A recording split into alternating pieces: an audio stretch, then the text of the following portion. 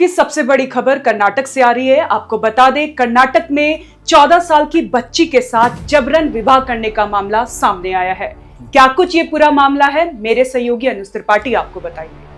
जी हाँ, बिल्कुल साक्षी, इस वक्त जो आपको स्क्रीन तस्वीर दिख रही है बड़ी अभद्र, डरावनी और बेहुदीपन से भरा हुआ है।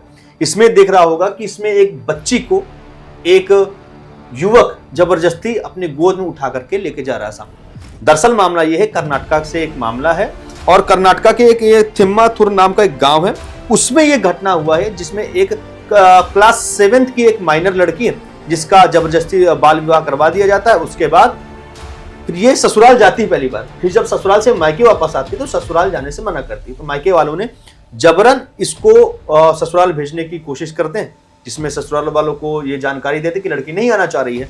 तो फिर लड़की के दूल्हा जबरदस्ती इसको अपने साथ उठा करके ले जाता है। तो उस वक्त की ये तस्वीर वायरल हो रही है, जो काफी ज्यादा अभद्र और हमको सही नहीं लग रहा है, और ना ही हमको समाज को भी तस्वीरें सही नहीं लग रही। अब इस मामले को लेकर के काफी ज्यादा हो हल्ला इसलिए भी हो रहा है, कुछ लड़की माइनर है। जी अनुज, लड़की अभी बहुत छोटी है, 14 साल की है, क्लास 7th में पढ़ती है। इस टाइम पे बच्ची अपने सपनों के पंख उड़ाती है। बच्चियां सोचती हैं कि हम आगे जाके IAS बनेंगे, IAS ऑफिसर बनेंगे, बहुत सपने होते हैं बच्चों के। और इस उम्र में उसकी शादी हो जाना ये बहुत बड़ी बात है। और शायद उस बच्ची को महसूस है कि इस चीज के लिए वो अभी तैयार नहीं है, लेकिन इस समस्या का निदान कैसे होगा, हमारे कानून भी इसमें बना है, क्या कुछ नियम बने हुए हैं, थोड़ा बताइए विस्तार। जी बिल्कुल, आप खुद जानते होंगे, आप खुद महिला हैं, कि महिला का दर्द क्या होता है कम उम्र में अगर शादी होती है। जी अनुज जी, बिल्कुल, मैं एक महिला होने के नाते उसका दर्द मैं महसूस इसका ख्याल हमारे कानून में बाकायदा रखा गया है। और कानून जो उसका कहता है कि आसान भाषा में, एक्ट तो उसमें अलग अलग तरीके अलग अलग है, लेकिन एक सिंपल भाषा में जो सबके ऊपर जो लागू होता है, लड़की की उम्र कम से कम 18 साल होनी चाहिए और लड़की की उम्र कम से कम 21 साल होनी चाहिए। इसके पहले आप ना लड़के का विवाह कर सकते हैं और ना ही लड़की को विवाह कर सकते हैं। ये तो कानूनी दायरा हो गया, लेकिन आजकल के जमाने को भी अगर आप देखते होंगे तो लड़के 18 और 21 साल में मैच्योर नहीं हो पाते हैं। वो तो अभी अपने स्कूल से निकले होते हैं, अपने कॉलेज में एंट्री ले रहे होते हैं। उस वक्त अगर शादी होता, कई जगह गांव में हो भी जाता है, लेकिन सरकारी नियम के हिसाब से 18 और 21 साल लड़की और लड़की की उम्र बताई गई। इस टाइम पे 18 और 21 साल में बच्चों में थोड़ा सा लड़कपन हट जाता है, वो थोड़े मिच्योर हो जाते हैं। बिल्कुल। 12 और 14 साल बच्चों की उम्र बहुत छोटी होती है, लड़कपन होता है, वो खेलने खाने की उम्र होती है, अपने फ्यूचर बनाने की। बच्चा सोचता है कि हम आज, मतलब उसके दिमाग में बहुत सारी चीजें होती है जिसको वो अप्लाई करता है अपने जीवन में। मतलब वो खुशियां होती है, एक मेमोरीज होती है, वो बटोरना चाहते हैं। लेकिन इस उम्र में शादी कर देना, ये तो उनके लिए बहुत बड़ा पनिशमेंट है, उनके लिए गुनाह कह सकते हैं कि अगर आप किसी की लड़कपन को छीन रहे हैं, उनके खेलने की उम्र में उनकी खुशियों को छीन रहे हैं और उनके ऊपर अननेसेसरी एक जिम्मेदारी का बोझ डाल रहे हैं जिसके लिए वो भी तैयार नहीं है, तो फिर ये एक सोचने वाली बात है। और समाज के ऊपर बहुत बड़ा करारा तमाचा है कि हम 21वीं शताब्दी में जी रहे हैं। साल 2025 शुरुआत हो चुका है, लेकिन ऐसे तमाम आंकड़े हैं, ऐसे तमाम केस हैं जो हमारे समाज को शर्मसार करते हुए नजर आते हैं।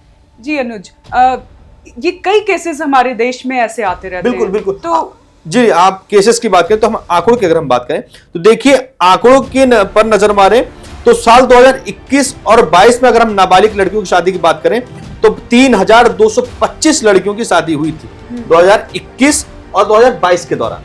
फिर उसके बाद में 2023 और 24 में अगर बात करूं तो ये घट करके जो 3200 पहुंच गई थी, वो घट करके 627 हो गई।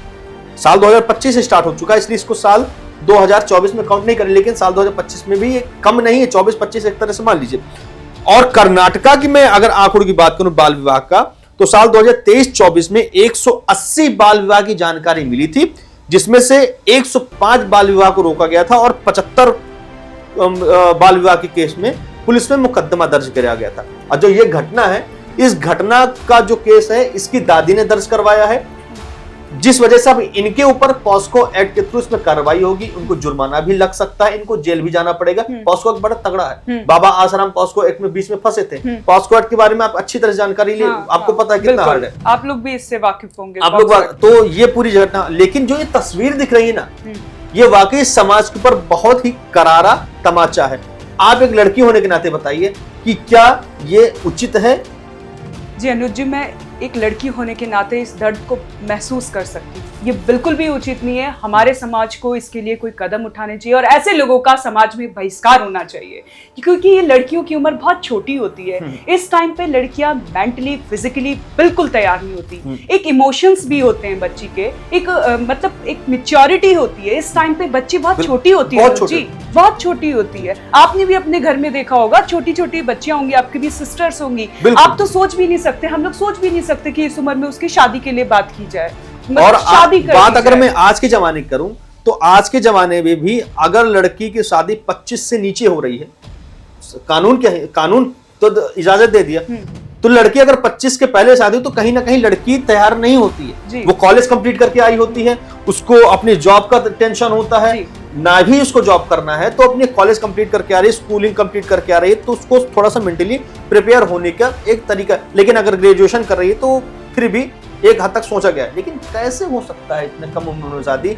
अगर आप 18 से नीचे शादी कर रहे हैं तो फिर ये तो हैवानियत है, जाहिलपना की पराकाष्ठा को पार कर देने वाला एकदम से ये पूरा सवाल है। तो ये थी पूरी जानकारी। अब आपकी इस विषय पे क्या राय है?